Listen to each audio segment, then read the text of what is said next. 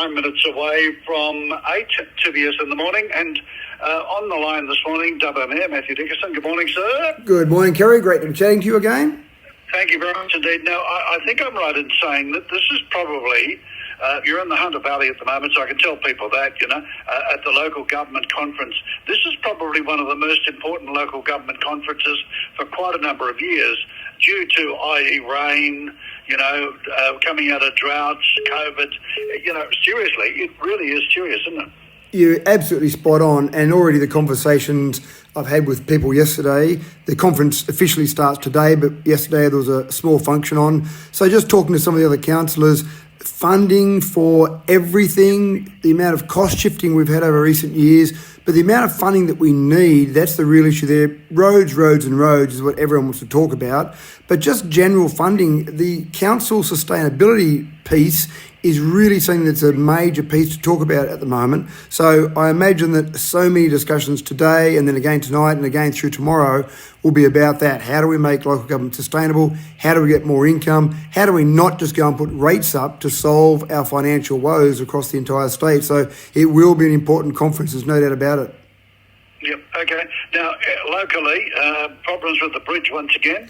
This is the second time we've had to close this bridge over the last couple of weeks. This is the Sarisia Bridge in Dubbo, which people might be familiar with as the low-level bridge in Dubbo. That's the bridge that goes along the Newell Highway. So we had to close that again late yesterday afternoon. We're hopeful that we'll only have to close it for about a day. The last time, the Rural Fire Service were fantastic, SES were great, our council staff have done a fantastic job as well in getting that back up and open again. So hopefully sometime late this afternoon we'll be able to get that open again. But at the moment, traffic chaos ensues in Dubbo. You can take about an hour and a half to get across the LH Ford Bridge in Dubbo at the moment. So anyone that's travelling, if you can go another way for the moment, do that. One thing, just I want to put some people's concerns to bed. Some people have been talking about the zoo being closed. No, the zoo is open. Things are still running in Dubbo. It'll just take you a long time to get across that bridge.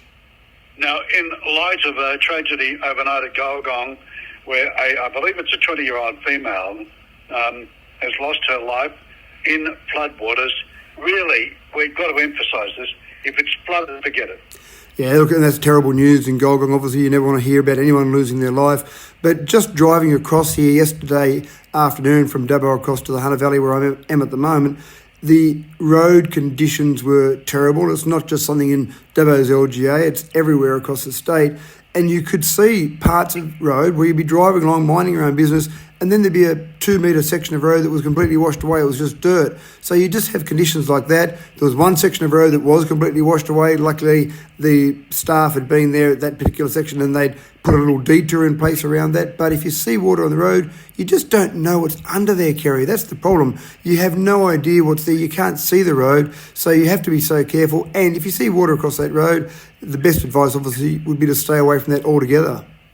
And the Bureau of Meteorology, of course, is issuing warnings all the time, updating them virtually every hour at the moment, and the fact that there's some more rain on the way. So, I mean, really, we really are going to have to be very careful over the next few weeks, for example, aren't we? I'm just finding out that I drive slower everywhere, Kerry. It's just a thing that you just got to knock back that speed, be so careful, make sure you take notice of any staff that are out there, any warning signs, any witches' hats. It's very difficult, though, for the staff to get out to every bit of wash away, every large pothole that appears, because they are appearing so quickly.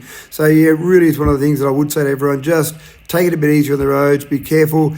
Those potholes just seem to jump out. I've heard lots of reports of people having damaged rims on cars. You've just got to drive to the conditions.